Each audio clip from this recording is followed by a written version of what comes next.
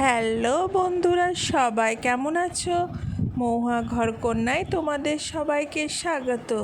আজকে আমি সুজির মিষ্টি তৈরি করলাম বাড়িতে, তাই তোমাদের সঙ্গে শেয়ার করলাম। কিভাবে করলাম তাই দেখো, খুব সহজ, খুব ইজি। যেরকম সুজি তৈরি করো সে বাড়িতে সেরকমভাবে তৈরি করতে হবে, কিন্তু একটু আঠালো টাইপের, না হলে বসবে না। সেটা ভালো করে হয়ে যাওয়ার পর থালার মধ্যে ঘি দিয়ে ওটাকে সুজিটাকে ভালো করে বসিয়ে দিতে হবে। সুন্দরভাবে বসে যাবে তখন এবার যখন হালকা ঠান্ডা হবে ওর ওপর পাউডার দুধ ছড়িয়ে দিবে। পাউডার দুধটা ভালো করে ছড়িয়ে দিয়ে একটু ভালো করে, বেশি লাগবে, দিয়ে চারিপাশে সুন্দর করে, কোথাও যেমন ফাঁকা না থাকে, একটু ফাঁকা থাকবে। তারপরে ঘরে যদি কিশমিশ থাকে সেটা সুন্দরভাবে সাজিয়ে লাগিয়ে দিবে কিশমিশগুলো।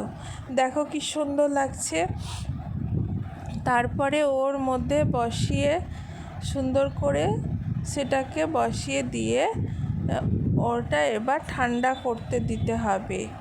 ঠান্ডা করে ওই আধ ঘন্টা মতো ঠান্ডা করে একটু ফ্রিজে রেখে দিবে। ফ্রিজে রেখে দেওয়ার পর তাকে ছোট ছোট করে পিস করে নিবা ছুরিতে করে। আর দেখো কি সুন্দর লাগছে, সেজন্য আমি অনেকগুলো ফটো শ্যুট করে তোমাদের সঙ্গে শেয়ার করলাম।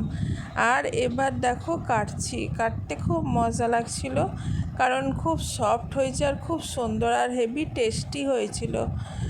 আর এগুলো তো বাচ্চাদের জন্য বা টিফিনে বা কোনো বাড়িতে গেস্ট এলো, মানে হঠাৎ করে সেটা করে রাখা অনেক ভালো।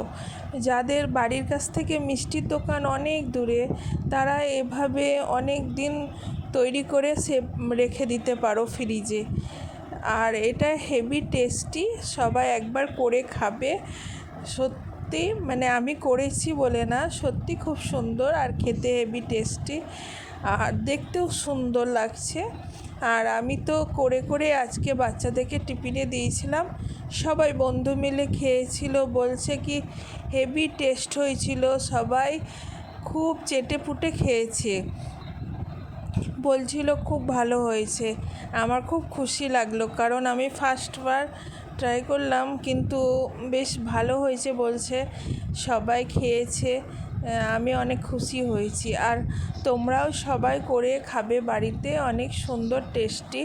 ভালো থাকবে, সুস্থ থাকবে।